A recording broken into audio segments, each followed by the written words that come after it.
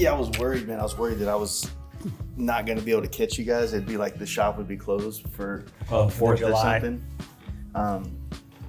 The hardest part about this trip has been you can't over-plan because I'm trying to capture like experiences and you know, go down that road that looks badass. You know what I mean? You want to leave time to do that, right? Yeah, exactly. Yeah.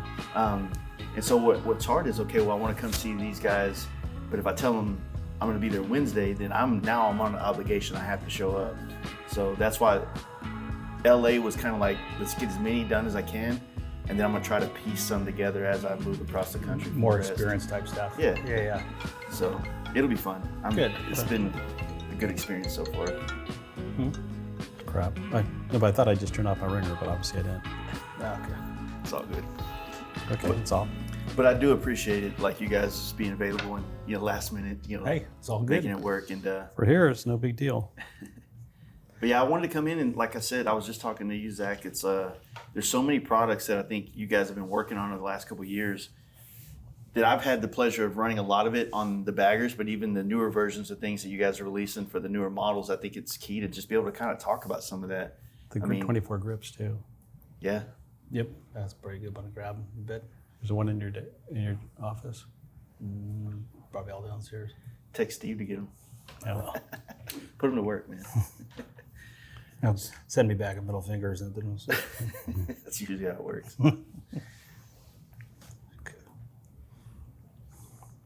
Yeah, we've in 24 on the Touring model.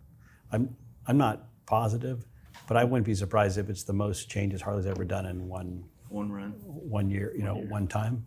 It's so pretty sure. So it's really affected a lot of what we're doing. It's an opportunity, but it's a lot of work, and it takes time to tool up and do things correctly. So, well, do you think with them releasing that mid-year release gave people the opportunity? It's almost like a buy-in.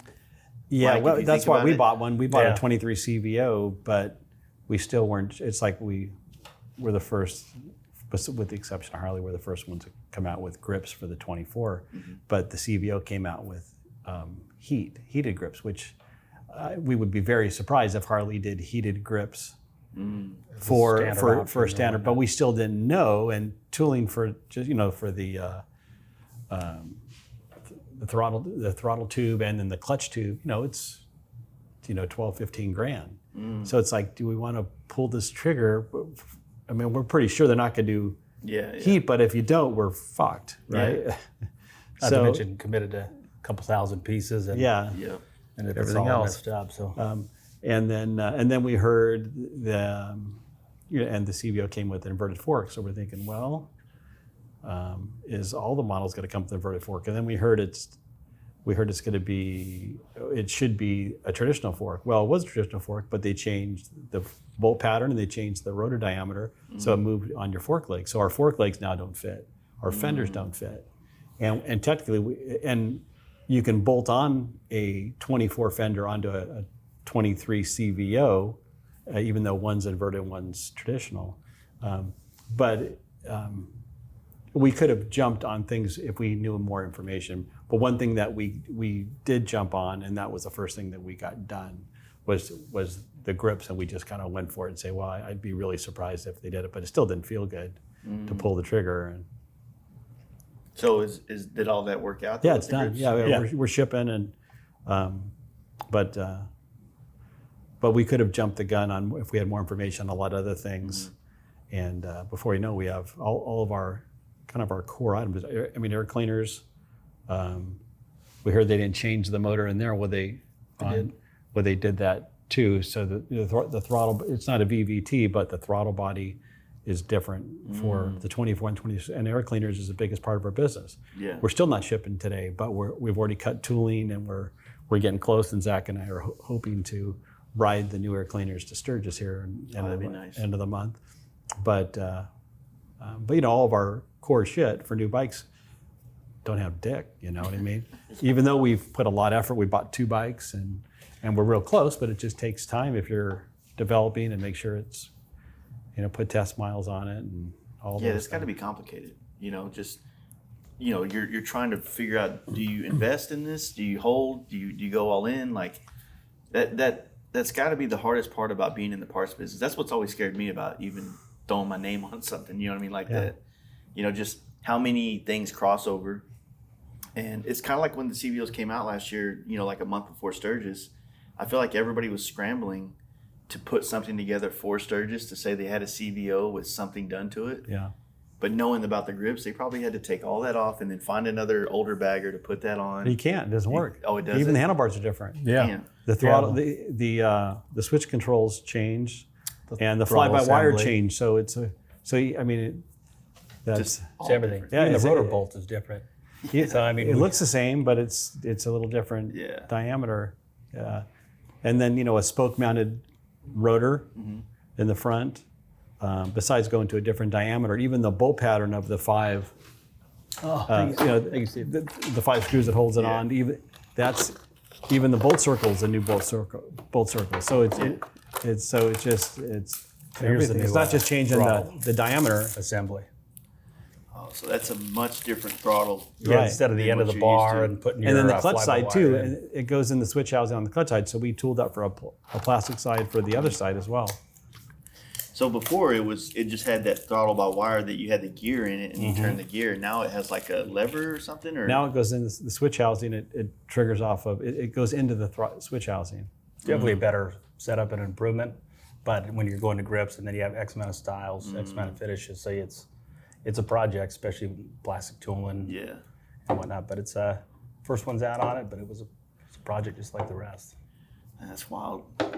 There's just those kind of things I think that the world doesn't think about when a new bike comes out, and why it's so complicated for brands to... Everyone hates it, but it also could be a chance for you to get in. Like, for example, if you never made brake rotors before, which we have, but it's like, if we can be one of the first ones to market for brake rotors, well, it could be an opportunity too, because no one would think about you before. But now, if you're the only guy or one of 2 or 3 people that can supply a custom brake rotor, then it could be a win. Yeah, and also sometimes it's about getting them to just try your products. And if you're the first one out, then maybe that'll be their first introduction to getting, acclimated to what it feels like to run your rotors or your grips or your... Yeah. It's definitely an opportunity, but it's a lot of... It's like a sprint. It's a lot of work, and you're gambling a little bit. You don't know technically if Harley's going to continue with that design. Yeah. The next year. They usually do. 5 years. Right, and it usually is. It usually is, but it's still a gamble, right? Yeah. Who knows? They may hate the new electronic throttle. Just pull it or something. I guess you probably get scared whenever you start seeing the recalls come out, and it might be of something that could affect a product that you've already developed. Yeah, that would be that'd be just bad karma in some kind of ways. That would be. Yeah, and it happens, but. Yeah. Hopefully on this one they'll keep it, and I'm sure it's all going to be fine. We're not losing sleep over it, but when you're making decisions, it's like, and then you have to make some quantities, or is some being a part of the drag catalog and stuff, you have a fulfillment that you got to fulfill to that end. Do you get to pick what products you want to send as far as when you come out with new stuff, or is the goal to make everything available through drag? That's the goal. Yeah, we always try to, and they do. Great job for us. I mean, they're technically our sales force, so we want to keep those guys enthused and give them opportunities to walk in dealerships and have new things to show. Yeah, if you drop it to them, they got 50 plus guys on the ground hitting every Harley dealer, spreading the word.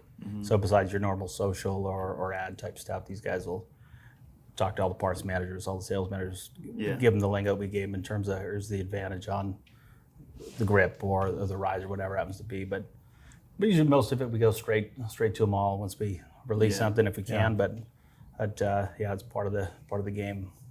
Yeah, I mean it's got to be difficult. What are some of the things with the risers? I mean, I feel like the other setup that you made where you were able to put the gauges on the risers. Once again, it was I remember when you first were tooling those things up and getting them going, and then they really became a staple for a lot of people. It solved a problem. Yeah. Right. You wanted to have exposed trees, and then you make nice trees so that it didn't look like shit anymore when you pull all that in the cell off.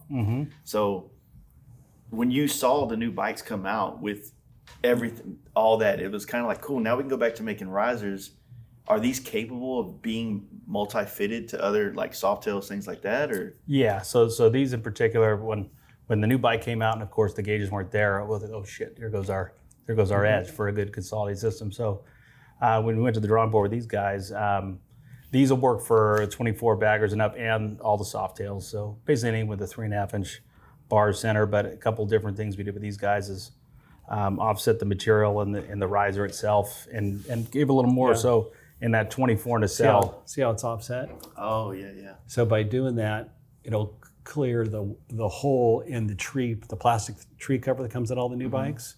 If you just we would have done it this regular way, it may have cleared, but it would be It'd be a touch in the You'd have to backside, kinda or shim it or like or trim rub it out. against. Yeah, so we just making that small change was a good way to do it, and it looks like it belongs there now.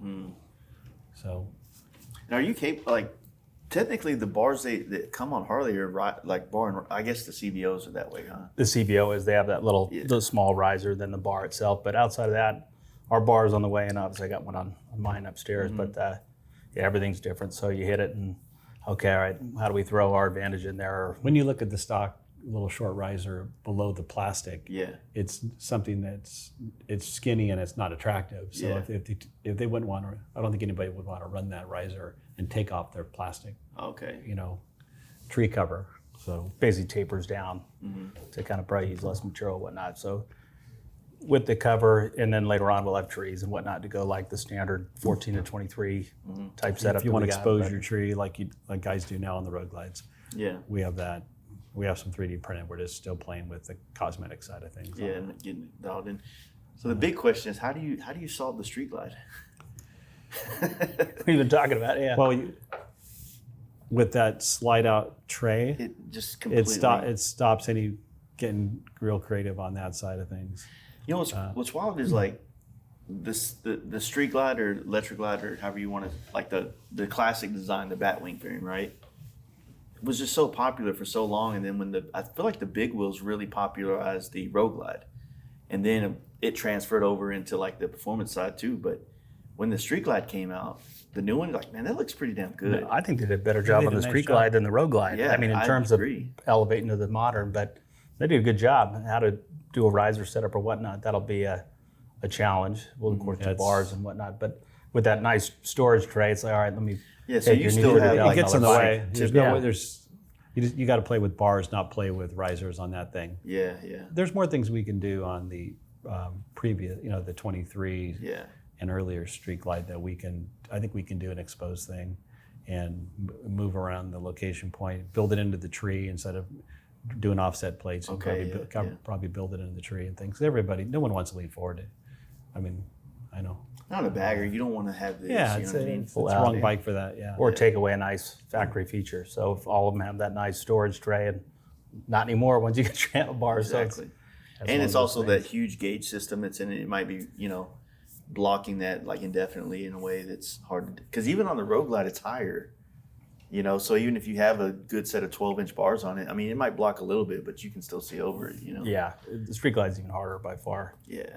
And a lot of, especially going to these guys. Even the handlebars, since the switch houses, the handlebars don't work either because they're machine different. Those clamps are integrated into the switch housing. So instead of replacing like on the earlier, but they're drilled road glides, different.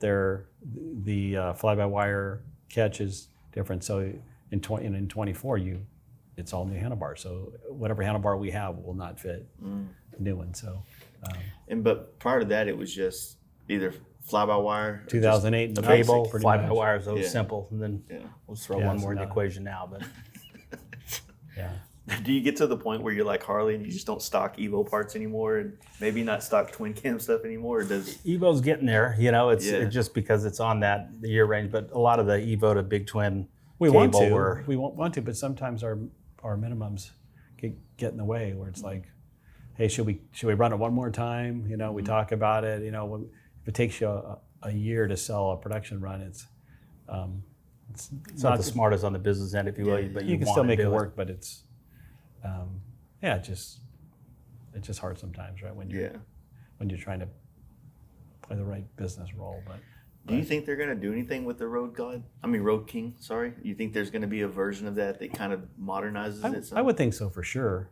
I would think. I think it was not switching every bagger over, putting all their money into the new way is probably the safest route. And I know as soon as you put a tour pack on a touring bike, it changes everything with weight distribution and handling. So you have more. It's harder to get the thing not to wobble. Oh, yeah. So they probably saved that one for last because it's the hardest one to do. Oh, like the balance of all the weight and everything.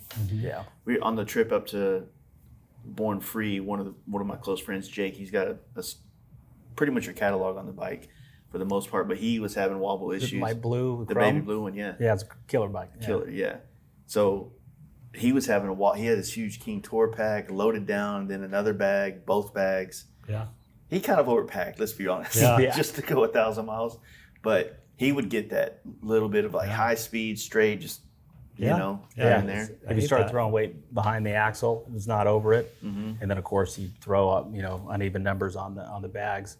But I remember back in Polaris days when Victory and whatnot and talking to their engineers, I'd go off somewhere and I'd think, pack the custom bagger, just roll. Of course, no test miles, just roll. And then you start getting the wobbles. But no, if you put some weight in the back end and it's behind that axle, it's too much. It's tough to correct it. Yeah. It changed the diameter of the front wheel. Start throwing away your underwear. It changes. Stops. Yeah. So there's on some of the. Well, when Victory came out with the Magnum cross country, they didn't even usually they put a harness that you can plug in to add a tour pack later. They did on that bike. They didn't even give you that option because they knew it as a package with the tour pack on there, it wouldn't handle properly. So, but they tried to make it hard for someone to put one on. To put one on, yeah. Yeah, I didn't ever think about that. So it's like keeping the weight on top of the axle, not past it. You don't want to go past it towards the ass end. Yeah. And going to a different diameter front wheel makes it, makes it harder. Yeah, man, that 2118 setup just looks so damn good though. Yeah. I'm glad they all went to 18 rears though. That Yeah. really just made the back end of the bikes look So much way nicer. more performance and bitching. You know what I mean? So speaking of wheels, I mean, I was a huge fan. I'm still a huge fan of the Y spoke. I think that not to downplay it, but other than cleaning, the rim lip, other than cleaning, especially the rear wheel when you chain all this, it's a bitch. But for the most part, they just look custom. They look like they draw, especially if you get the gold finish or any of the color finishes, right? They just draw you right to it. And running around for a year on the gold Y spoke front wheels, like you just got to take a picture of the wheel. It Throws reflects light, every light. It jumps, And so these new ones are going to be nice. And are those available yet? They're getting close, but these not are just production yet. samples, and Wolk is on the way. But it's our new split spoke wheel, and it's all new. Ford is a big new wheel program for us, but this is Is that a 19? this one we got. Is that a This is 21? Yeah, 21 is all loosely bolted for the just showing you, but yeah, this is a lot of time in this guy, that's for sure. But if you go look in the details and added when you machine down to the next layer of the spoke, we threw some sculpture into there. And So what was the decision to not like step the lip on this one, keep it more of like a tapered look? How it is? just to give it we've done, especially in the recent future with Y spoke, heavily cut up rim lips and given it the And the pockets. speed. Machine time, speed it fine. really adds a lot of Speed bump too. machine time also On the lip and on the rim. classic look, and on the contrast when you see it really pop with this little ball mill around the edge, but still remove some material and some weight with a little bit of cut, but not as detailed, a little more classic look to it. More detail in the spoke, but I'll grab those little trim pieces we're working on. yeah, and for what he's going to grab now is some 3D printed. They're basically 3D printed. Yeah, sorry, technical difficulty. But so for a guy's got a black wheel per se, and he wants to add some color, some gold, or he wants to powder coat it to his custom paint job color, we'll have bolts on, basically the little plates that will bolt together, and it's perfectly shaped to fit around the spoke. You can add color to your black wheel. Okay. She's got it right there. How does that work, like with any kind of what would you call? Does it throw off the weight or the balance of it in any kind of way, or would it They be don't weigh something? nothing. They don't weigh anything really. I mean, that's plastic, but even aluminum, it doesn't weigh anything. Yeah, aluminum's definitely gonna be a. It'll fit inside the recess itself, and then if he wants to add gold, you want to add, or if we'll add them in rod too. So if you got a custom powder coat color, Gold's the most popular bright color. Yeah. So we're gonna just walk before we run, but we're gonna do gold, and then we're just gonna do polish. So if someone wants to do their own green, purple or green, or they want a powder coat white, and Yeah. so we're gonna give it a try. But we like the we like the complete bright colors. But if someone wants to just do accents here and there, Yeah, nice touch to it. Yeah. so it's not too loud, right? And you could it just be an accessory you can add on if you like it. I will say that going from the gold wheels and just how they look, then going to a black set, it just it's almost like you lose Like you're missing something. Yeah, it's the same as I've always equated. If you have a custom paint job and you go ride a stock bike, it's just you're missing some kind of pop. yeah, exactly. Yeah, the accents, the having parts with the accent colors is real similar to doing a paint job. And if we can do that by someone just order it and not, as as a painter, it's quite a. And that's going to be available for this wheel, or yeah, just it's this made. one? It's we had to do it in 3 diameters, 18, 19, and 21, but just for this one pattern, and we'll see how it goes. And see how it That's does. cool. Yeah. And we'll test run it, but even say just for this pattern alone, and then by colors, about 60 drawings, individual CAD prints to get the project done. So almost, we're cutting our billet now, so we'll be good to get those going. And this, of course, will be available in the full golds and reds and contrast black and chrome.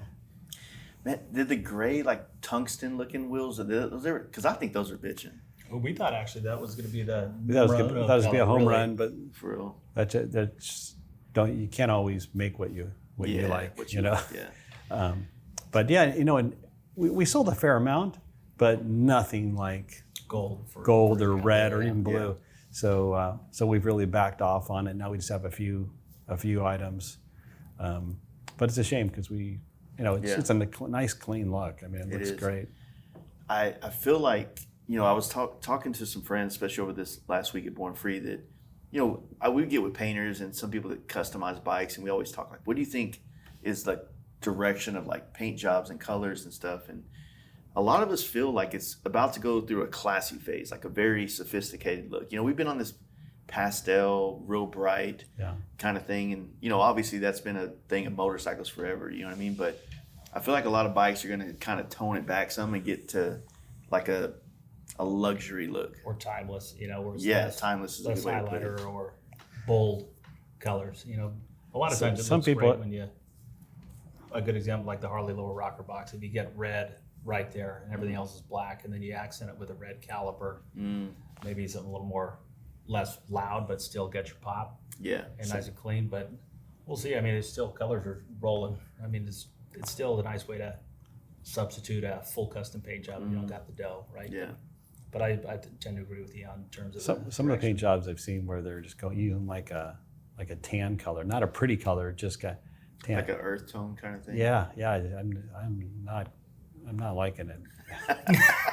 What would you say is your color palette of your favorites? Because you've got everything from red to blue to greens, but what's your the one you have to tell yourself not again? I can't do that color. Blues, blue, candy blues and candy reds. It's timeless. Yeah. It's just you can't go wrong. I mean, you can go wrong, but you know what I mean. But you're experimenting too much sometimes could really screw up a nice bike. But I mean, one of the things that we've used a fair amount, we haven't done it for a while, but root beer, candy, that candy brown. That was a really a nice, refreshing look because it was a new color and it still had a candy effect to it. And yeah, it's a classy look. So I kind of, that's what the ST was that I had last year, was a root beer kind of brownish, but I balanced it with like a peach. Yeah. So it was, I liked it, but it was definitely an acquired taste for some people, like being a peach color. But yeah, I've done quite a few purple bikes. My dad too, and some purple and magenta, which sometimes you push the limit a little bit on the feminine side. But I don't care. Make people question their moral compass in that one. But you can't go too magenta pink, too pinkish, basically. You can't go Pepto-Bismol. Or well, that's some of the that's although it's it's obviously a pink and Pepto-Bismol, but that is kind of a Pepto color spectrum with tan or just those color. Off. Yeah, it's not a pretty color. It's just something you paint a refrigerator on, or Kohler would be Kohler's palette, right, for almond toilets and things like that. But I hope that doesn't take off. Well, I think a lot of people are looking at. I think the concept of everybody trying to always look to do something different, which is great. It's a good. It's great. You got to try things. Yeah. But I mean, there's just certain things that are kind of figured out, and sometimes if you get off of I want to do something different, and why don't you just take a different approach to something that's already been done? Because a lot of this shit's already been done. Most of it, In House of Color book, there's you open it up and there's candy blue, like cobalt blue, but then there's 20 bases. All the bases. So, and it's a swatch this small, right? So it's hard to kind of get a visualization. But if you go and look at those unpopular ones, they're actually beautiful colors when you paint them out all together. I'm sure. It's just you're seeing it this big. So usually you go to your Orion silver base or your gold base and those things, and that's what kind of. Yeah. A lot of times I always thought it was the pinstripe. Not that one. The pinstripe tying it together. A lot of time seems like where you need the painters advise. All right, what's a good transition color or a good accent? I think the pinstripes, to not turn this into a paint podcast, but I think that's kind of what separates a lot of us painters. Yeah. Because I tend to use, like, my personal stuff, I always have purple pinstripe. Bike, helmets, it's like my signature is purple. I can't do a purple bike, but I can have a purple pinstripe in it, right? Guys like Schultz, he'll see a color palette that I just don't see. And he'll put pinstripes on there that I don't see. And then I'm like, it works. Yeah. Lucky Strike, same thing. There's a lot of great painters that I think their signature becomes, okay, I'm going to use the same color palette that's very known, silver and blue, a little bit of black, but then it comes in with this color that just it stops you in your tracks, and you got to decide if you like it. And then you're like, I think I do like it. And then now it's held your attention long enough to mean something. Yeah, I can see that, especially Schultz, and he's got a more vintage feel and the hot rod deal, but it's his stuff a lot of times by the color choice. Exactly. So it's good. And what's weird is that back in the day, that's I guess it feels like back in the day, right when I got into this and before, painters were not as you were a painter that was kind of within a brand. I paint for Rick Fairless, so I'm not really my own thing, but I'm the one doing this, and it's like Fairless's style, the same way you would see y'all's, and of course Perowitz has always been the king of flame, so it's like he's got his own thing. But I feel like social media is kind of what separated it to where you have painters kind of becoming their own brands more so than there's people that stood out back then, and then of course motorcycle brands going in another direction as well. So it's kind of, social media is giving them a platform to kind of spread their wings and flex a little bit, and so people seems like they're going to the painter because they see it. Well, they see the catalog online on the Instagram, where before you'd really only see the painter through the brand itself. So it's giving them a nice kind of platform to flex their muscles a bit and show what they could do. I don't know why this popped in my head, but just thinking about your products, do y'all still do like a product brochure that you send out to things and stuff like that, or is that kind of not as heavy as we used to? That used to be all right, there's the catalog for the year. This is the company now with web and different distributors. You fought it off. Well, it's it's such a project. It takes so much Yeah. time, and if we can still have a good presentation and get the word out, and most of our stuff goes through distribution anyway, and they're doing a catalog, it's like, Yeah. I mean, I think we've accepted that we really don't have to do that anymore. And it's a working business is good. So, but it's a lot of money and it's a lot of time. And time, since we don't have a huge crew, Yeah. it stops you from doing many of other things that are something we really need to get done. Yeah, I brought that up because there's been like some of us been collecting old like West Coast Choppers catalogs because it was like a damn photo. I mean, obviously they're photo shoots, but it's like, I don't know, it's just something nostalgic about flipping through it and seeing Tyson Beckford or whatever that dude's name was, model dude, like on a chopper with the styling was kind of hard to look at back then as far as the clothing, but just different. But like I understand the complete way you would do it now to utilize all the resources and things that are available and stuff. So yeah, we still talk about it and debate about it.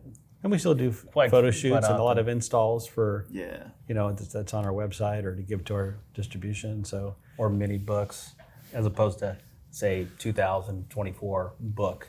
Yeah. Which is, if we end up doing it, I'll be on InDesign for quite some time. But I'd say we've all done it, and he did it before torture. me. And then he did all the original ones. And you seem scarred from it a little bit. It was a lot. I mean, without even getting into the financial side, but you just get in the amount of work, and thought process that goes into it. It's overwhelming, and it's a lot of late nights for a long. I mean, you're designing time. The book, how to lay it out, put it together, and you're trying to make it so it works. Because eventually, if you want to give a good description and tell the story of even what it fits, and have enough room for all that stuff, it's part of the charge. You want to look cosmetically nice, and you want it to be a good tool. And since generally most all of our business is all wholesale, I mean, you want to make it a tool for the bike shop, more so than you want the consumer to be. You want to wow them with really cool, full page image shot. But in the meantime, it's another page, another thing, definitely. right? We're at 100, so we're at 100 plus minimum. So you go 120, then you spend more time thinking about layout than designing the part, right? But it's definitely we're used to it from all the years doing it. So it's kind of like pulling teeth, changing. But yes, we are scarred. Yeah.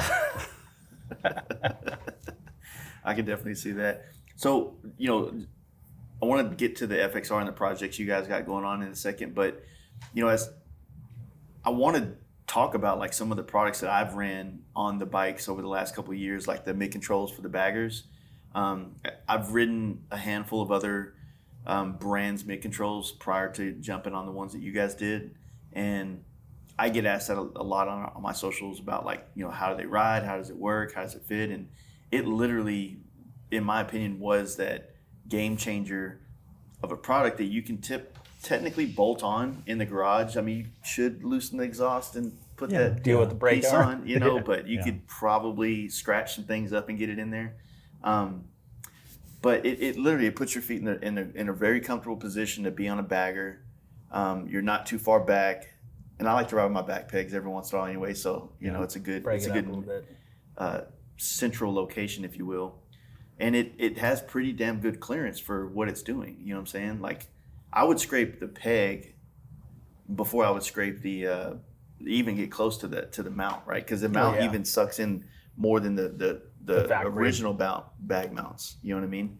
And the bag mount, not bag mounts, sorry, peg mounts. The board mounts, board brackets. Because it's scary to drag those, because that's the one that doesn't bend. Yeah. Oh yeah, and it doesn't give much. Yeah, and actually, those will hit before the board itself too, even with extended boards. So, we were surprised because when we came out the kit, we didn't expect probably how well they've done so far. The control kits. Yeah, we were surprised how many people are, like, even walking in when we travel with the drag reps here and there, and it's amazing how many people at a that are working at a Harley dealership want big controls for their bagger, because I mean I like them, but I want floorboards. I mean, for my riding, but it's amazing. So sometimes things just surprise you, because we all know floorboards are more comfortable for most people. Yeah. So, but then again, sometimes if someone's on the shorter side, don't have very long legs, some of the women riders, it opens up. Now they feel more comfortable to ride a bagger with a setup like that, which that never crossed our mind when we were making it. Our guys used to Dyna FXR and just that kind of geometry, but it's been surprising. But when they put it on there, I think mounting it to the factory location as opposed to in any case like other nice kits out there, but that and then location, a little more longevity we try to go for in terms of you want to go 500 miles or 50 laps, kind of thing. But it's worked out good, and a lot of people are moving to mid controls, which is a good thing and a surprising thing. We just and we have early models, but it's in 2093 and up or 2000 and up. Yeah, I think it was like we just got the first production samples, and actually this week, not production quantity, but our first production sample came this week, and then we have a new kit for the 24s. Yeah. Also, because that changed on the brake side. Yeah. On the brake side. Yeah. Well, to the point of like the comfortability, obviously depending on how you're riding and how you're sitting, if you're kind of stressed out, laid back, then you don't want to have your knees bent because it doesn't make sense. But if you're in a more aggressive position, and I think that it really comes to like a lot of the guys that were ripping Dynas 12 years ago are now on the baggers, and it's just like a comfortable home. Right. It's a good that's how that position is there. That's what they recognize the riding position. Yeah. When you put your legs out, we're a little more used to it because you've been doing it for a while. But if you come from straight Dyna FXR, you move to extended out board, you'll be thinking, what the hell? How am I going to control this thing correctly, right? You got to compromise over the grab side. Okay. Yeah, that's kind of what I was getting at, because I mean that's another question from people that are older, or different like genres of motorcycles. They come up, why'd you do that? Oh yeah. Because I'll tell you, when I first got into riding baggers, I wanted floorboards. It was like, it felt like the shit. You just had all these areas you can put your feet. Oh yeah, I want that real estate, because if we're on that ride to Sturgis or whatnot, 12 hours later, I like moving it around just like you on your back pegs. Exactly. Nice. It's 3D printed, but that's like an extra short floorboard with Kind of like we have an extra short brake. CVO kind of shorter. Yeah, I haven't looked at the new ST's peg system yet, but they have a smaller board. They made right? different, shorter but board they with made mounts. different brackets to do it. We just use the stock Oh, the stock ones. Okay. and make it look smaller, but it's just and then the tops here will be titanium that looks that matches that styling. But anyway, just extra short, and we'll see how it goes. But that's something new that's coming down the pipeline. Yeah, it's always so. As far as like collections, is that still like the concept behind a lot of the products y'all do?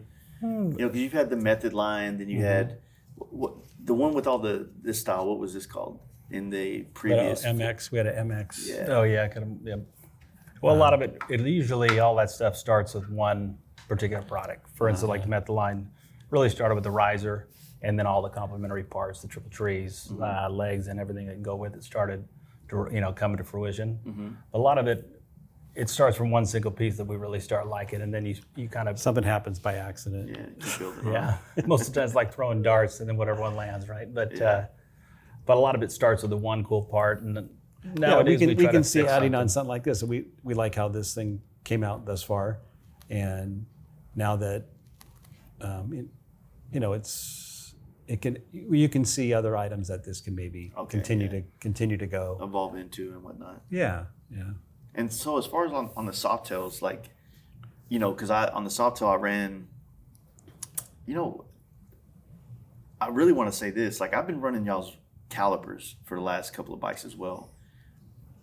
Most people, I feel like, go straight to like Brembo, like upgraded, no issues. You know what I'm saying? Like, as far as like looks and, stopping power, the ST was insane because I had the 6-piston on the rear. Oh, and the stock brake is so bad. And the stock brake is horrible on like the Softail models. and just a little bracket, the 6-piston on there. It's like it's had too much stopping power. Oh yeah, You still use your stock brake line with a little jumper deal, Yep. which is nice because when you get an ABS systems, brake lines become a big deal. Yeah, they do. Yeah. So Yeah, the brake line system, and then I ran the 6-piston on both on the front. That was great. On this, I have the radial in the rear, 4-piston, and then a 4-piston just single disc in the front, and I'm still happy. yeah, still good. I almost hit an 18-wheeler earlier, but Yeah. it I stopped. made it. Yeah. I was coming over by the Vasco or what is that pass right there? Oh yeah, Vasco. And on the downwards, like coming in, so before I get on, what is this, 580 right here? yeah. Yeah, it's 18-wheeler. I'm coming around the corner, 18-wheeler's coming out, and yeah. it Welcome to stopped. Bay Area. Yeah, welcome to Bay. Yeah. Actually, we got new calipers where we've been working on mono blocks for axial, standard factory style mounting, and for radial. Nice. Yes. So those are 6-piston radial. That's monoblock. Yeah. It's we'll probably samples here shortly, but it's it's coming. Yeah, a those, lot of work those, going to those. like I said, it's just an option. Like I said, you can come to your product line and just about go through the gambit of, not just like hard parts that don't do much but hold things, but now actually there's shit working on the inside. Oh yeah, no, it's where you got to make sure you got your shit together. But we used to make even like on the bike over there. Yeah. We used to make a ton of handlebar controls back 30, 40 years ago. But we haven't. once CAN bus came out, it's kind of where we started. All right, back off a little bit, Yeah. deal with the electronic side. But no, we've all the functional parts. We've been doing them since day one. But it's kind of a mix. A lot of times now we look to solve a problem or Yeah. improve a certain aspect of the bike. I mean, visually and aesthetically, of course, you can pick that out pretty quick and put your own kind of style to it. But a lot of it, what tends to work the most is when you either improve the function of a certain item or you fix an issue. Yeah, and the other thing, running the lowers, the method lowers, not to throw shade any direction of other brands, but there's been a lot of people having issues with other manufacturers not having the right tolerances. You go to put these new front lowers on and nothing lines up, and it's not like a friendly like plug and play kind of situation. And the method lowers, in my opinion, like they solve a problem. They, whether you're running the brace, I didn't run the brace on mine because I had the 21. Okay. I don't know if you ever made the spacers for No, them. we should, and we just haven't got around to it. Yeah. But we will. So I think someone out there did Oh make yeah, some like someone made some. Yeah, I saw them the other day or something. But we should. Tells you we're a little backed out. But I mean, it was a good option to give you like a different look, because the smooth legs have been like a staple in custom baggers forever, right? Yeah. And this like departs from that in a way, because when I was looking at running some of the lowers, I was going back to the smooth one. I think I came out here, we were doing something, and then you're like, we got this kind of like, yo, that's badass. Like that's where we got to go with this thing. You know what I mean? So Yeah, different look. Yeah, adding the fork brace into the bagger deal was kind of a fun thing to do, Yeah. and it actually works really well. Yeah. We've got a nice continual non-broken design line and it still adds rigidity. But those are doing good. And for the 24 baggers, those we also had to redesign those from caliper mounts to fender mounts. Yeah. But they're is it like running the same style axle on it though? Axle's the same. axle same. Yeah.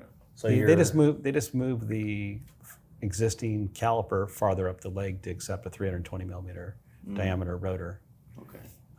because the hubs from say a 14 and up, those are all interchangeable. On That part didn't newer change. stuff. It's more rotor lug position and rotor bolts and rotor size. Yeah. So that's kind of the most changed component on the wheel side of things. I will say I'm not a huge fan of the fenders that came on the new body styles. Like It kind of had a little bit of the right direction, was shorter, but then it still got boat trailer in it, you know. Actually, people are doing it, putting a 21, Yeah. 21 3.5s are popular, Yeah. change. And if you raise your fender up and don't do any, put a 21, raise your fender up, it works, but if you had just the right amount of hit a bump, your turn, it can hit. So we're going a different direction. Yeah.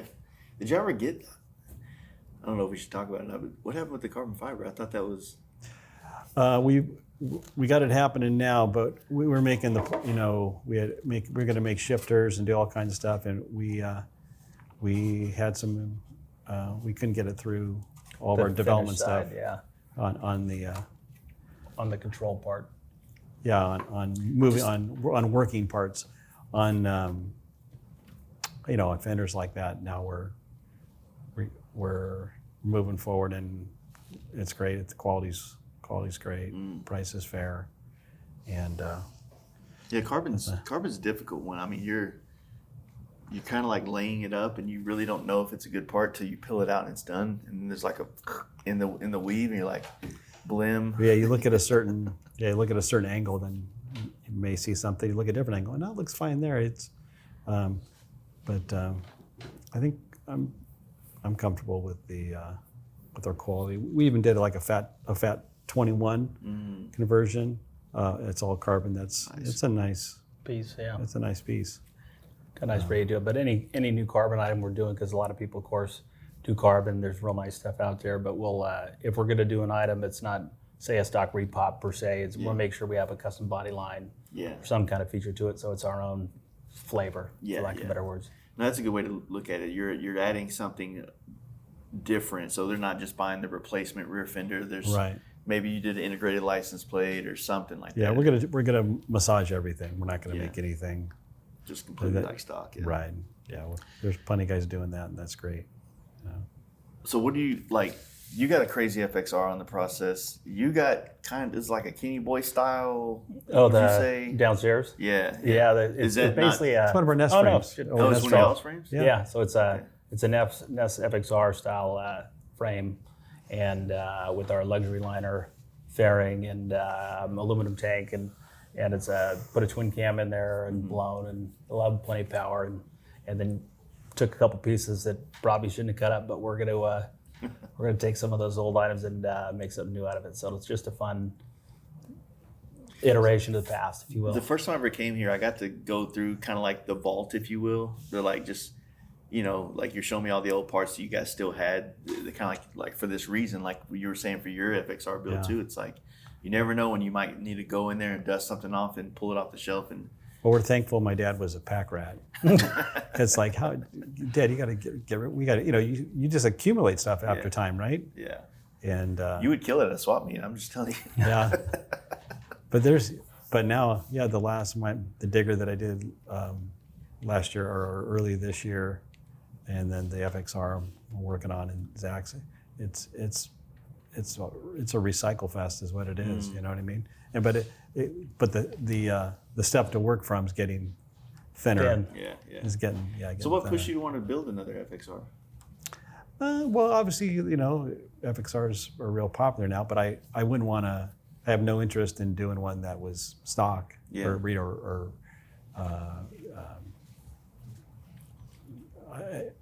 kind of a resto stuff. Yeah, I wanted something custom, and on that particular project, I was thinking I'd be kind of. I'm sure it's out there, but I haven't seen much where the triangle is, which is kind of the FXR signature. So let's do something different with that. Let's leave it wide open. So doesn't do much good for our FXR side cover sales, but getting rid of it. But anyway, so that was okay. That was where it started, and let's take it from there and get some ideas and do things as you go. But it'll be I think it'll be a nice bike, and it's kind of a recycle of a lot of stuff here. And yeah, I like the one that Yappy. He kind of has it. I don't think he painted it yet though. The one he was doing with the full fairing and all that stuff. Yeah, that's a great bike. With the primer color. Yeah, it's in the primer. Oh I think yeah, I saw that's gorgeous. That's a really nice bike. I want to see that because I remember years ago when I did the podcast with him, he was just in the beginning stages of that build. Yeah, and a lot of nice pieces on it. Man, I'm torn, right? Because like the air quotes performance motorcycle scene, it's like you don't lower these things, but I just feel like they would look pretty bitchin', just kind of like a nice static lowered. Yeah. tucked, not Oh, tucked where you yeah. can. Yeah, just It looks good. It looks long, low, and purport. He spent a lot of time on that one. It's yeah. If you look at all the body lines, it's a killer piece. very nice. Yeah. But yeah, a lot of it's kind of fun to piss the FXR purist off a little bit. But Well, Zach had the FXR frame that I used, and it was perfect. Cutting it up was some people got all excited. Like Yeah, what the what are you hell you doing? What are you doing? They gave me shit too on mine, but it's like I cut up a frame that needed to be. The things that we cut off were all fucked up. It was Yeah. it would have probably it was a very. My buddy Cory from Main Drive really saved that frame. He brought it back to life and gave it a new purpose in life. And but that's how a lot of these things are. I mean, these FXRs have been on the road for 40 years, like you said, and there's been eras of our motorcycle and human history that weren't like Yeah. you never know where that bike could have went through a trap house or fucking drugged in or whatever at some point in time. And it's like I got one of those. Yeah. No, and it's always good if you don't cut it up or try something new and get into that kind of unknown field, you never know how far you could push it or go in, to a different direction. So I know FXR, especially people are stuck to don't cut it up, and it's not what they like to see. But hey, that's how you get some cool shit sometimes. There's plenty of them, man. There's no shortage of FXRs. They're coming up every day on Marketplace. Yeah. Someone found one in a garage, a barn, whatever. And it's like I understand maybe if you have like a CHP mint bike and you just took it apart and cut it, it's like you're doing that to piss people off, right? But or one of the rarer bikes, you know what I'm saying? But for the most part, We were doing FXRs before they were cool. I mean, everyone was doing Softails. The first FXR I bought, I think, was an 82 or 83 Chevrolet one. And I didn't buy it because I thought it was cool. I bought it because it was cheap.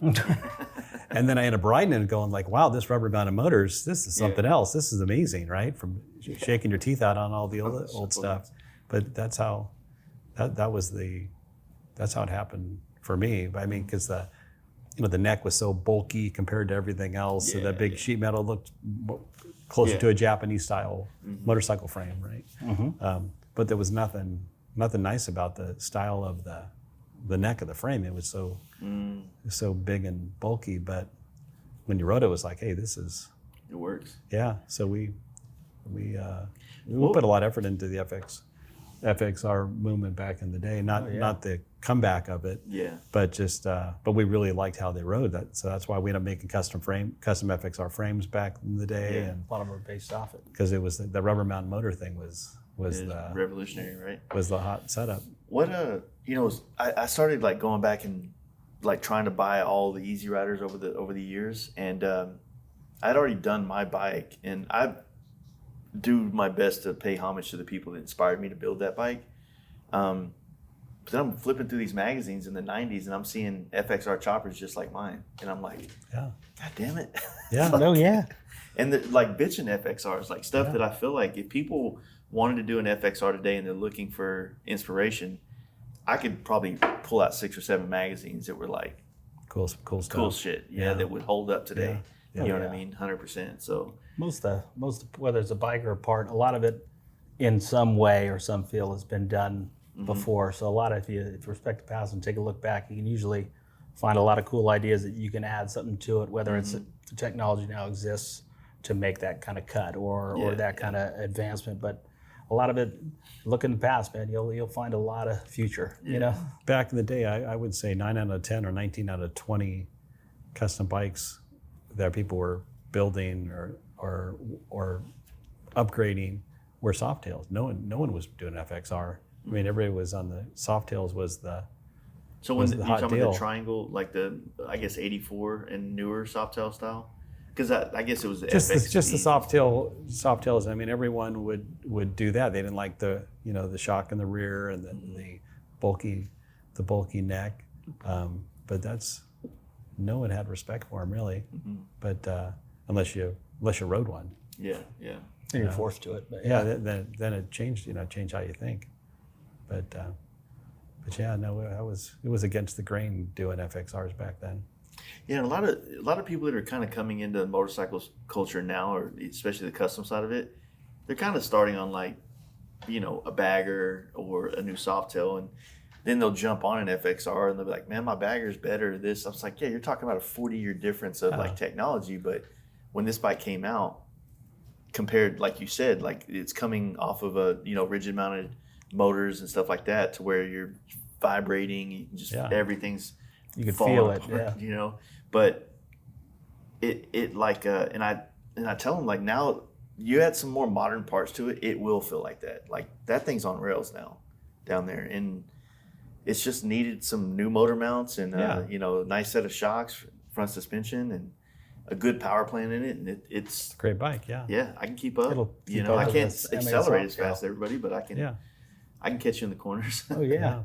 No, you take the good base of the past, then add that modern tech, and Yeah, like you ride up with the rest of them. yeah. What do y'all think about the Buell thing? See, I mean, it's obviously a machine. There's no doubt about that. Whether, let's hope it works this time, of course. But I mean, I think this run at it, it's a better direction than in the past. So, and there's no doubt about performance on that thing. That's for sure there.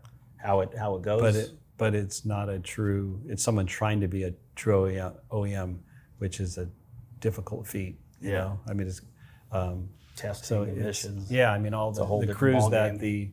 that that Harley has and that Polaris Indian has, and I mean, they got someone that just focuses on torquing of screws for the bike. You know what I mean? Yeah. I mean, it's tough. Run through shaker tests and go through the whole. It's a different deal to go. You build one or even 5, 10, 100. You start going to 1,000 units. Every percentage chance of a possibility of having a problem is exponentially increased. It's great. They did a nice job. they really did. But it's good. Hard Hard to run a business that way. It's a tough yeah. business, but maybe they'll do great. I hope they do. Yeah, I had some friends, FXR division. They went out there with Bryant TBJ. They all went out there and checked him out, rode him, and he said that they ride like sport bikes as far as like the type of. It's 160 horsepower, but it's like 84 torque. So we're kind of used to the opposite of that. Yeah, exactly. So I grew up on sport bikes, so I understand that power and what it feels like. But a lot of people that are more Harley centric are definitely going to be Not like, the same not feel. yeah. But, and I'm not trying to throw shade at it all. I think it's not at awesome all. that they're coming into it. But the other thing that we were talking about that was kind of like I use it like when I airbrush a face, right? If I airbrush your dad's face and I put it on a tank or a helmet, if his eye is just a little bit off, like there's too much of a gap, people go, oh yeah, that's Arlen. That's Arlen. Is that Arlen with an extra chromosome or something. Yeah. Start looking at the thing. Yeah. And that's kind of what's happening, I think, with the triangle on the side of that Buell, is it's not the same, but it's familiar. So we're like, I man, understand what you're saying. Yeah. I know what it is. I know what they're doing here, but Yeah. it's just like something's off. And so I think that's kind of like for me with the design eye, that I go to that. But like I said, not trying to throw shade, even though that sounds like I just threw a lot on it. But it's just one of those situations. That's a tough project. I mean, I wish the guy success for sure. Yeah, and it adds more layer of competition to, I mean, if they come out and let's just say it all smooths over and they sell 5,000 units or whatever the case, I mean, it might push Harley to Get on. I was telling her, I was like, I don't know why you guys didn't release like you did a CVO to pay homage to the years. Why didn't you do like a CVO Lowrider ST, since that's kind of built off of the Tour Glide, and then the FXR was the first CVO, so why not kind of do this? I was surprised they didn't go into FXR more with the name of the Softail. And that was the name was the most shocking thing to me. But it was also coming from what he said earlier. That used to be the shit. That was the staple, and I bet you a lot of guys at that time remember the days. And the rest of the world, even on new bike sales, Europe, Japan, Australia, it's all about Softail. It's not about touring bikes. It's definitely secondary. It's got to be wild how, like, if you look in Europe, from what I understand, they have a larger market for V rods than we ever really did here. And breakouts. And breakouts, and those models that, what was it, FDR? FXDR. FXDR. With the back end that was different, for lack of better words. But You know, it's funny because you'll go here, then you go Europe, Australia. Everyone's got a little bit different style, Taste to it, but you'll forget about it if you think, say, West Coast or U.S. You're definitely not going to think breakout when you think Softail, right? But over there, that's the king, so you better be in that game. I think of a dude in New York with an Adidas tracksuit on, There we riding go. like a breakout or something like With that. some afflicted jeans or something, you know. Yeah, breakouts. It probably still is, but breakout is, for many years, has been the number one seller in Australia for all Harley models. Dang, I didn't know that. Besides the 500 sport, the 500, because the that, law, yeah. you have to Screen, ride whatever for it the is. first 2 years with 500 cc or less. Oh, I heard it was like that in Japan too, where you gotta like get your you gotta license up. You And graduate over time. maybe it's definitely, and breakouts were still big in Japan too, but the 500 cc thing is definitely, you might see some 6'5" guy on a little 500, but that's how it works. You gotta prospect. You want to get your, Yeah, exactly. That's a good way to put it. Yeah. you want to get a big boy bike, that's what you got to do. Yeah. Oh, that's crazy, man. So how's like just things been with the brand over the last couple of years, as far as like, the inner workings? Not too personal, but like just Well, we've been doing really well. The pandemic was a weird time, of course, and we got through that. We could have done a lot better, but we ended up doing really well, like a lot of other motorcycle brands did. And then coming out, we probably had a little too much inventory, so it was like we had to make some adjustments there, because it was, some of the volume was it was insane. And then, but it's been last couple, I don't know, has it been 2 years kind of out of the pandemic now? I don't even know. Shit flies. But well, it depends on when you say it stopped. I mean, Wow. it kind of feels like the 2020 part of it was, other than things being closed, it was kind of like it was kind of chill, right? Yeah. But then 2021 and like trying to navigate the country and get back, or like be normal, was kind of hard with masks and back, cards oh yeah, and shit like that. all that joke. Yeah. Then, it's just the world. Yeah, shit. It all Yeah, kind of it's just- blends. But it's been good. We no longer have although we have the, downstairs, we still have the showroom down there, but we have another bike shop in there. We're just focusing on our Ness branded parts, which is what we enjoy the most and what we're best at. And it's been a good move for us, and we just focus on what we enjoy, and we have a smaller crew because of that too. So we don't have a dealership anymore. But yeah, The crew. we're not open on Saturdays. We still do a lot of events, like we all do for the industry. But yeah, it's been a great move for us. That's cool. Yeah. How do you feel about the industry, like as a whole? Like, do you think it's on the right path as far as like, kind of what we were talking about downstairs with the I forget his name, that does a lot of fabrication. How Wayne. it's definitely not a builder's industry anymore. Yeah. Like, not that one's better or worse. It's probably better that it's this way, because this is more profitability. The world's so much bigger now than it was 40 years ago. So it's like you kind of need these kind of things to survive, as opposed to maybe then, being a small garage, welding, turning things down with a lathe. You can make a living doing that. Now Yeah, of course. And we still do plan out for little projects here, there, and develop in product. But a lot of that stuff was, doing the full custom stuff. There's the fun. That's what I grew up doing and what you know. But a lot of government, if you wanted to register a full custom bike in California, good luck, right? But and a lot of that regulations was driven the change, besides the economic downturn 08, but going from not being able to register a full custom that year, period, and in most states to where before you could register it all and throw a S&S, throw a Baker, put the frame together, and you could put it out. Now it's probably real tough to do it because of emissions, especially Europe's even worse. But that's kind of a lot of the changes. I think that'll be the key factor to what comes next in the industry is regulation, emissions. Right Hope now it doesn't we get have in the to- way. Yeah, and it already is. We got to submit paperwork for every single air cleaner we how is make. that affecting y'all with the air cleaner stuff? More work. It's more work, really. Even though But we you're pass taking air in, testing, so it's okay. But you just got more steps to bring your product to be able to for someone to buy it. But Yeah, it just makes it hard. I mean, not to like say it, but it does make it harder to start something like this. Like you were saying with the Buell, like to start off. especially It's got to be that big, right?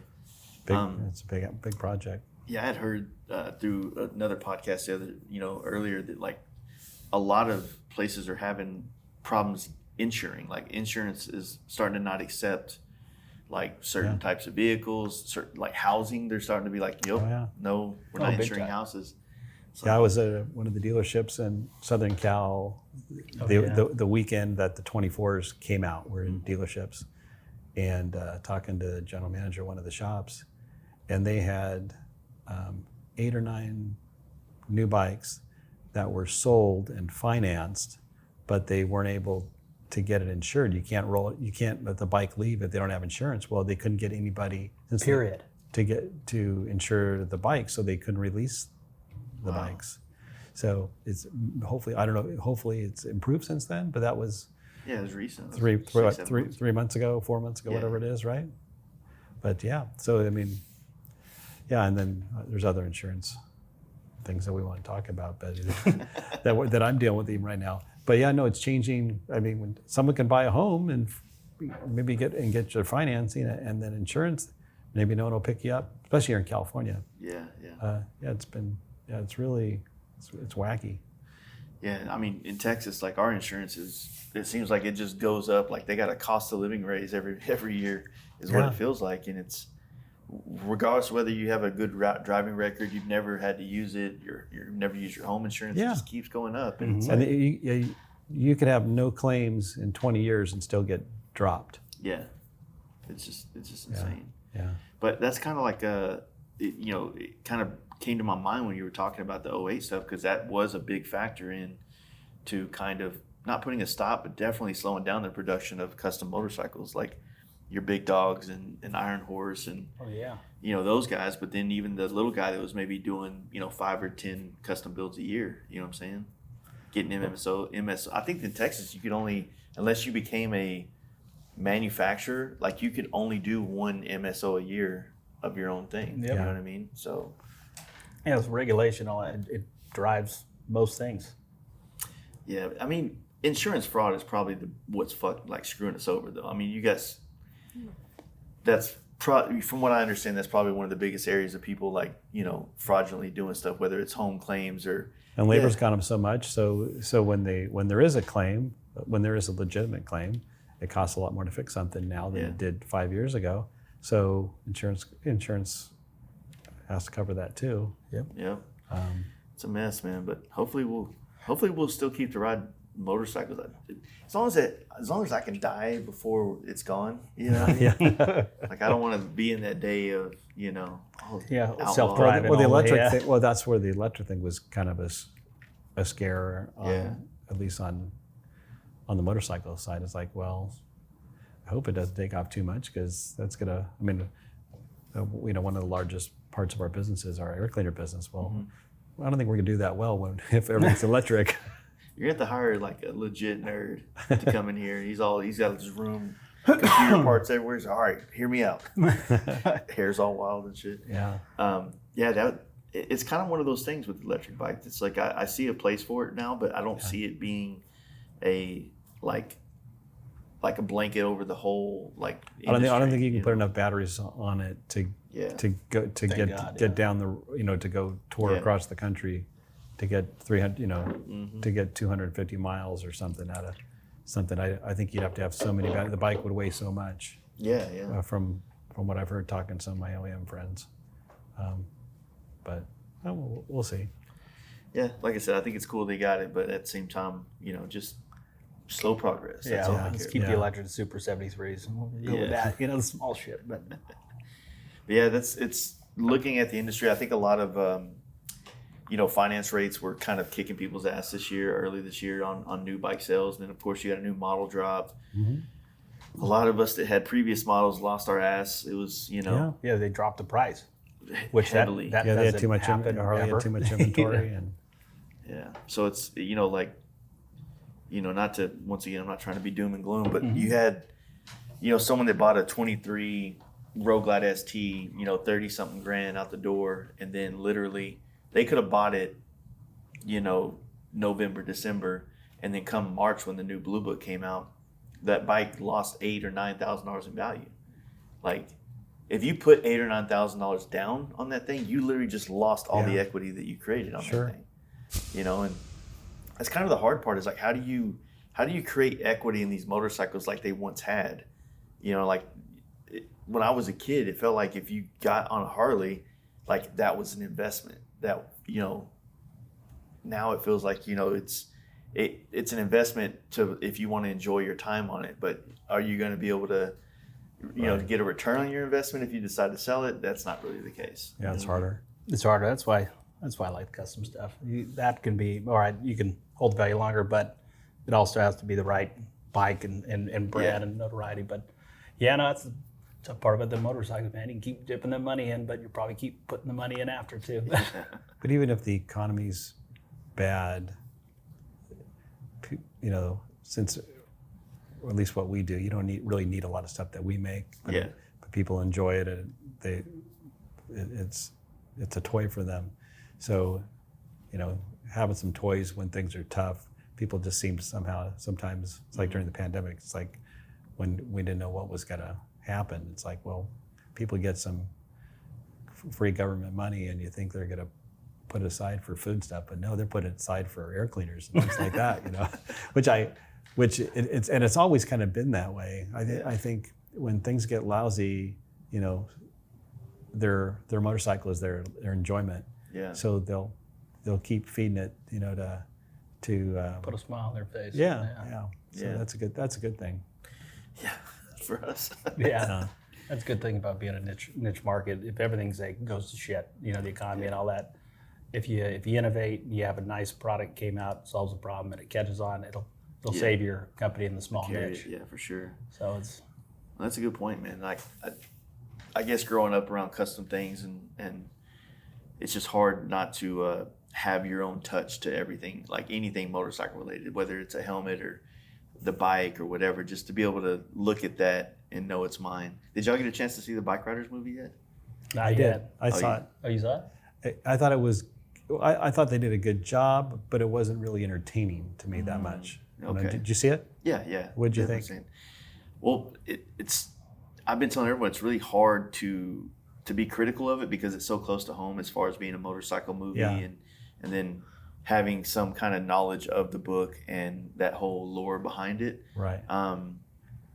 But I thought it was it wasn't an action movie, is what I keep telling. If you watch the trailer, it looks like Sons of Anarchy, but it's more of a drama, if you will, based on like this love triangle between these three characters. But I thought if you pay attention to it, you can get lost. But if you pay attention to it, the storyline of being a rough and rowdy club, like your Marlon Brando Wild Ones kind of vibe, no one's killing each other, to becoming post Vietnam War, hard drugs, gangs, Rico. It shows a nice transition of that. Okay. I think they did a good job, but it was. I didn't walk out of there like, oh, that was awesome, or it was just kind of like how I picture things are, or things have been. So it was nothing new. It's a new tough to me. one, because I watched. If you go watch like Harley Davidson Marlboro Man, right? If I got my 14-year-old son to watch that right now, he would laugh at so much shit in there. Like, this is dumb, like blah blah blah, or the graphics or whatever. But for me, I'm like, I'm getting to relive part of like how somebody that movie came out in their like more my age generation at the time. That's probably the coolest shit in the world to them. Yeah. And I just hope the movie does well, for the fact that if it does well enough that Hollywood will hopefully put more money into some other motorcycle that'd be things. Great. Yeah. And maybe we'll get another version of that, but it's more of an action kind of thing, more of a like a more fiction. I think fiction's not real, right? Yes. I always get those wrong. So I think it's the opposite of what you think it is. This is the correct way to do it. That makes sense. I mean, Wild Hogs was a dorky movie, but I laughed. I still enjoyed it back then. I thought it was I think funny. it's a great movie. What's funny? me and my buddies, I watched the movie for the first time. We were on a road trip together. The first time we all came. I've been riding up here a lot to San Francisco, but the first time this group of us did it, and we got to the bay, and it was just overcast, fog, cold, kind of gloomy, and he's really trying to sell that thing, doesn't he? And we were just kind of like, we tried to go to a couple bars, and we kind of struck out, because oh, this place looks good. You walk in, like, man, it's colorful in here, man. Well, all right, not the right bar. Let's go over here. And then we kind of, just couldn't find a place to drink. So then I was like, man, I've never seen wild hogs. So we went back to the Airbnb and all laid in. Oh, no shit. And put it on my iPad. And one of our buddies was just pissed. He's like, I can't believe we're in San Francisco and you are watching wild hogs. We should be out there living it up in this town. Sure. We were just kind of like, whatever. But that movie, my opinion, I think they could recreate that movie and with more of a little bit of a seriousness to it. And it could really like stand on its own, in my opinion. It's a great movie. Yeah. It's just riddled with like goofiness, but it's funny. You know what I mean? Yeah. A lot of shit, anything two wheels bring more attention to our little industry is a good thing. It's like when Sons of Anarchy came out. Yeah.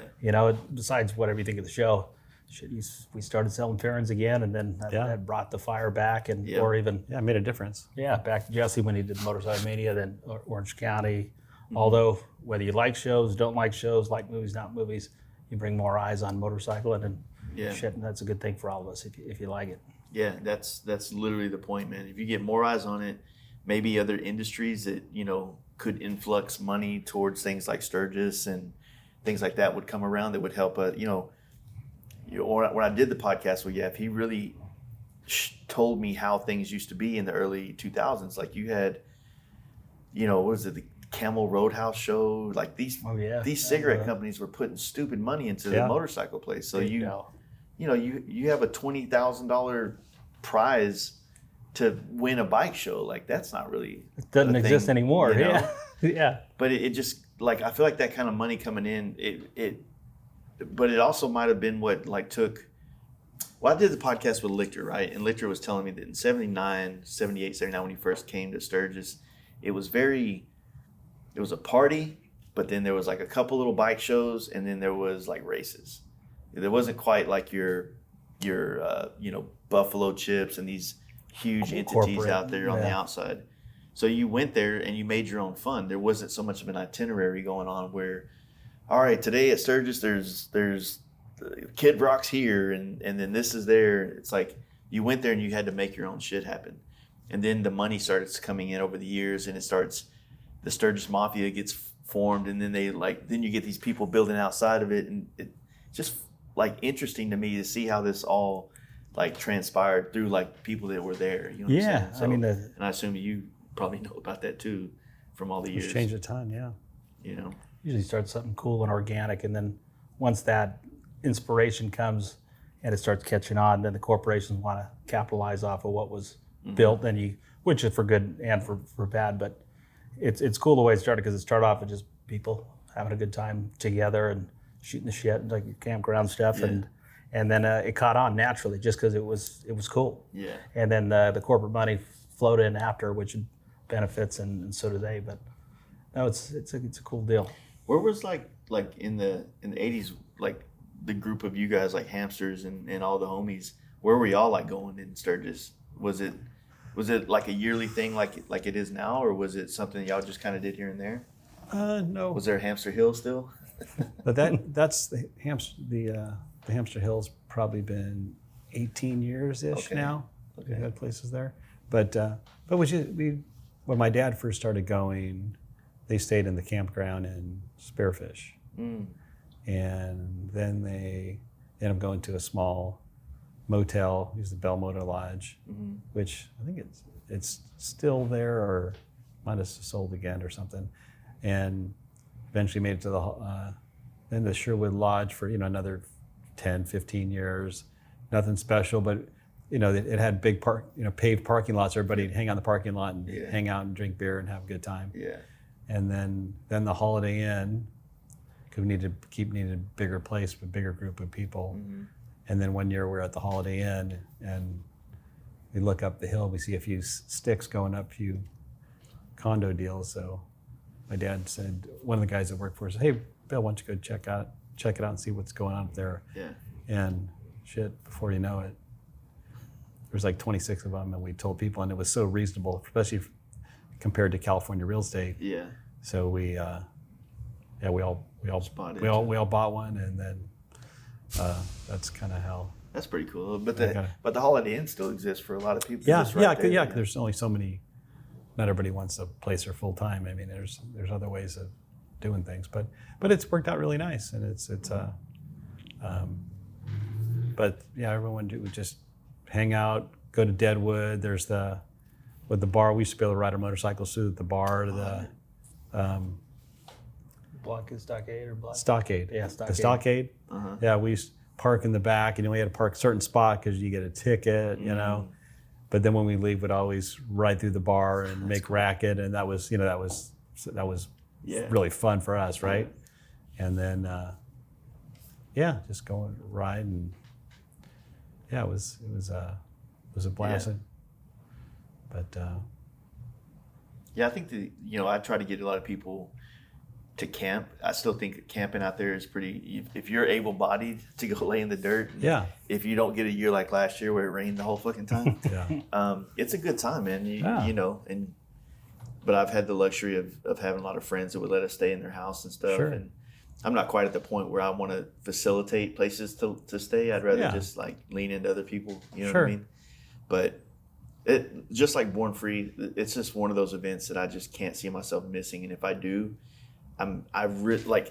right now, I don't want to go to Sturgis because I know I'm going to be on this road trip for the next 6-7 weeks. It's supposed to end at Sturgis and then go home. Right now, I'm like, man, I'm probably going to want to be going home before that. But I know if I go home, I'm going to kick myself in the ass. Like, what did I miss? Yeah. And Dave's always had great advice about, like, not missing these big events and being there and being present, people seeing your face, seeing your bikes. Yeah. And so I'm trying to use his wisdom to carry on. So, you know what I mean?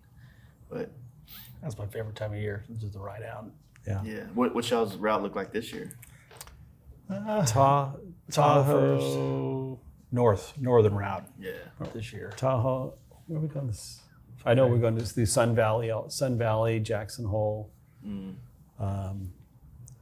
know we're going to Tahoe. That's about it. But I forgot the second stop. I don't think it's Jackson. I don't think it's Sun Valley. Basically, every year we take different routes. Well, Tahoe, I'm pretty sure Tahoe to Sun Valley is a pretty good run too, I think. Where's Sun Valley at? Idaho. Oh, okay. I think we're going, but I know we're going to Sun Valley, Idaho, and I know we're going to Jackson Hole. Maybe Jackson Hole is that maybe 500 or so? Jackson Hole to Sturgis is not too bad. Actually, it's less than 500. Yeah, so I think our last day. So we're going. Jackson Hole. There could be somewhere between Tahoe and Sun Valley, then McCall, Idaho. That's cool. I know we're going to McCall, and then maybe McCall to Jackson Hole. Okay. Maybe Jackson Hole, and I think I'm just missing one day somewhere. Yeah, McCall's a good time. Because how many years have you ridden now? Yeah, Perry Sands has a place there. He does. Yeah, Nice. been to his Yeah, house cool out place, there. Yeah. How many years have you ridden the Sturgis now? I don't know, probably 25, 30 times. That's a flex. So at first, when I was younger, my dad, they first started, they used to rode from Denver. We had two-wheelers in Denver. We always go to his place and we'd ride from there. And then, but for the last probably at least the last 20 years, been going riding every year. But we don't generally, we don't ride home, just go there. But then we're busy. We set up, that's the way to do booth. it. Trust me. Yeah. If I can find someone to trailer my shit home. After 2 weeks of everything and all the hoopla and events and things, it's like, okay, I've had my fill. I'm good. That's kind of what happened to me so going to Born Free, fun, a little bit of heat, but then just the busyness of Southern California, like it was kind of draining me and my enthusiasm for the rest of this trip. Yeah, I get it. till I got on the 395, and I'm like pulling over, checking out stuff. And I'm like, all right, now I'm back to baseline. This feels good to kind of continue on. Yeah. So, you know what I mean? The heat will beat the shit out of you. Yeah, the heat and all that stuff. But this would have been 10 years in a row, but 2018 I did what I was just talking about. Like, I don't think I'm going to go. And then now this would have been 10 years, and now it's 9. So I'm like kind of pissed about that. But Yeah, I think like 16 years or something. yeah. 16 or something around that years in a row. That's cool, man. To me, that's what's also cool about it is just to be able, like I was saying earlier, like to be able to see it change and evolve over the years. Or another thing, me and some of my friends that I came in the industry with at the same time, I'm like, you know how cool it is that we knew each other 20 years ago? Like, I knew Cory Souza like probably 16 years ago when we were both building like sport bikes, right? Mm-hmm. I remember what he said. Yeah. And the same thing with like some of the newer guys that kind of came along. It's like, we're going to look back at 2018 and 19 when there was only like 12 of us in Sturgis with T-bars on our bikes. Mm-hmm. And we'll be able to sit here another 30 years from now and like remember these things. I'm like, that to me, that's romantic might be the wrong word, but that sounds badass. Yeah. You know what I'm saying? Oh, for sure. No, when you hear especially the OG guys, they talk about the early days. Yeah. And you hear all the stories, especially whether it's on the partying side or the business side, just how drastically different it was. And then you start to see it yourself. When I first got in, I was probably the only young guy out there that I knew, for that lack of better words. But you see the transitions and things, and it makes you appreciate being in the present, because shit will change. Yeah, it's like my buddy Cory Main Drive again. He says that it's like we're living in the best times right now. Like, you got to keep that perspective all the time. No, you have to. You know, because if you look back, like, man, that was really good. I wasn't appreciating all the stuff that was taking place and opportunities because, you know, health, you know, friends, people, like, all that economy. Yeah, shit. Or, you're always thinking what's next when you really got to, a lot of times, just appreciate what's in front of you. Yeah, definitely. But, Well, cool, guys. I really appreciate this, and I'm excited about all these products and, you know, how you guys keep evolving the brand. And as soon as we get like, whoa, what's, you know, I've already had 2 sets of these, and like, then bam, you get something badass like this coming out. And keeping these newer bikes fitted with custom products is awesome as well. And yeah, that's the fun. That's the fun part. Yeah, making new stuff. It's like Christmas when something comes in and it looks good. Looks good, and then if it sells, hey, bonus. You know? Yeah. Well, you guys seem to have a good record of like hitting the nail on the head. So we're trying. Yeah, trying. So like I said, most of these products are out. The wheels are soon. Yep. I think this will come out in August. So yeah, that'd be about right. You'd be about right. And a lot of risers just showed up literally yesterday, so got lucky on those, and the wheels should be by then. And we're just on the gas and keeping her going. Yeah. We'll have a Big by one. the last quarter. We'll have a lot of options for guys that have bought new 24 touring bikes, because we know there's not much selection out there for anything. But I think we'll have So more it'll than probably be a most. really good chance for people to really dive into it, like a full Like custom. they would have last year into a 23. Yeah. Yeah, we should be good to go, and by the next 2-3 months of Hell yeah. That'd be cool. yeah. Yeah, I think if lower these interest rates just a little bit, and then That'd be great. next year's gonna be great. Yeah. So we'll be good to go. Yeah. All right. Well, I appreciate it, Cory. Thank Zach. you. Thanks for having It's an me. honor to be here. So thank you guys. Thank you.